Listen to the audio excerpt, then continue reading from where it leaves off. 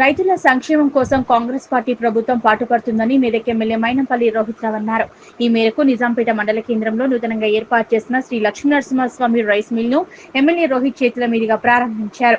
ఈ సందర్భంగా ఆయన మాట్లాడుతూ లక్ష్మీనరసింహస్వామి రైస్ మిల్ ను ప్రారంభించుకోవడం శుభసూచకమన్నారు. ఇలాంటి రైస్ మిల్లను ఏర్పాటు చేసుకుని ఉన్నత స్థాయికి ఎదగాలన్నారు. రైతుల సంక్షేమం కోసం పాటుపడే ప్రభుత్వం కాంగ్రెస్ ప్రభుత్వం, ఇందిరమ్మ ప్రభుత్వం అన్నారు. తెలంగాణ రాష్ట్ర ప్రజలందరూ బాగుండాలని రాష్ట్ర ప్రభుత్వం సన్నబియ్యం పంపిణీ కార్యక్రమాన్ని చేపట్టిందన్నారు. అదే కాకుండా 22,000 కోట్ల రూపాయలతో రైతులకు రుణమాఫీ చేయడం జరిగిందని, 8,000 కోట్లతో రైతు భరోసా అందించామన్నారు. రైతుల కోసం కాంగ్రెస్ పార్టీ ఎల్లవేళలా అండగా ఉంటుందన్నారు.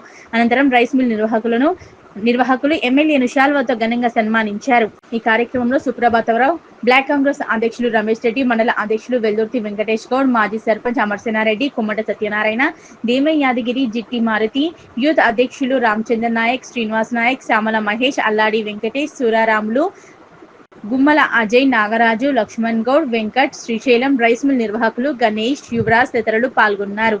నరసింహస్వామి రైస్ మిల్ ని ప్రారంభించుకోవడం జరిగింది. చాలా సంతోషదాయకం. భవిష్యత్తులో మరి వారు కూడా మేము తెలియజేయడం జరిగింది. ఇటువంటి ఎన్నెన్నో రైస్ మిల్లు పెట్టి మరి ఉన్నతమైన స్థానాలకు పోవాలని చెప్పి కోరుకుంటూ, మరి ఇదే కాదు, రైతుల సంక్షేమం కోసం పనిచేసే ప్రభుత్వం కాంగ్రెస్ ప్రభుత్వం, ఇంద్రమ్మ రాజ్యం. ఇదే కాకుండా మరి మొన్ననే అందరూ మంచిగా ఉండాలా, అందరూ సన్నబియ్యం తినాలనే ఉద్దేశంతో సన్నబియ్యం కూడా తేవడం జరిగింది. మరి మనం వచ్చిన వెంటనే 22,000 కోట్లతోటి రైతు రుణమాఫీ చేయడం జరిగింది. మళ్ళీ 7-8,000 కోట్లతోటి రైతు భరోసా ఇవ్వడం జరిగింది. కాబట్టి రైతుల కోసం, రైతుల సంక్షేమం కోసం ప్రతి క్షణం కూడా పాటుపడుతూ మరి వారి కష్టాలు, సమస్యలు తీర్చే విధంగా పనిచేస్తామని చెప్పి తెలియజేస్తున్నాం.